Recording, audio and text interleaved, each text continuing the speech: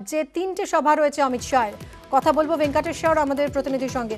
ভেঙ্কটেশ্বর, কাল all out প্রচারে ঝাঁপাচ্ছেন অমিত শাহ। একদমই, এর আগেও ভোট প্রচারে বঙ্গে এসেছেন কেন্দ্রীয় স্বরাষ্ট্রমন্ত্রী অমিত শাহ এবং আগামীকাল তার বঙ্গের 4টি কর্মসূচি রয়েছে।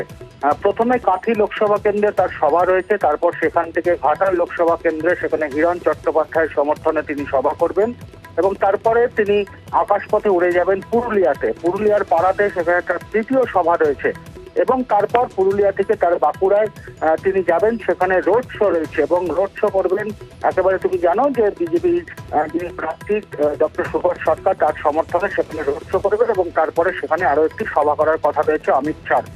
এই উপলক্ষে অর্থাৎ আগামীকাল যে 4টি রাজনৈতিক কর্মসূচি রয়েছে অমিত শাহ, সেই উপলক্ষে তিনি আজই রাতেই কলকাতায় এসে পৌঁছেছেন এবং কলকাতায় পৌঁছেই আমরা যেটা বিজেপি সূত্রে জানতে পারছি যে স্থানীয় যে সমস্ত নেতৃত্ব রয়েছেন বঙ্গ বিজেপি নেতাদের সঙ্গে এবং কেন্দ্রীয় নেতৃত্বের সঙ্গে ভোট প্রস্তুতি নিয়ে এক প্রস্তুত বৈঠকও সেরে ফেলেছেন অমিত শাহ।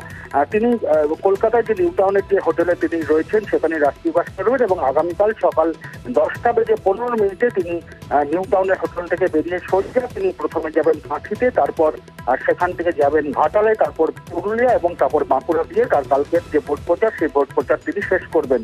তুমি জানো যে 6 দফার আগে একেবারে বঙ্গ বিজেপি কেন্দ্রীয় নেতৃত্ব থেকে শুরু করে একাধিক নেতারা রাজ্য সফরে আসছেন। 2 দফার নির্বাচন বাকি রয়েছে, এরপরেও আরো বেশ কয়েকবার অমিত শাহ এবং প্রধানমন্ত্রী নরেন্দ্র মোদী তারা বঙ্গ সফরে আসবেন দলীয় প্রার্থীদের সমর্থনে ভোট প্রচারে। অনেক ধন্যবাদ ভেঙ্কটেশ্বর। অর্থাৎ আগামীকাল ঠাসা কর্মসূচি রয়েছে অমিত শাহ।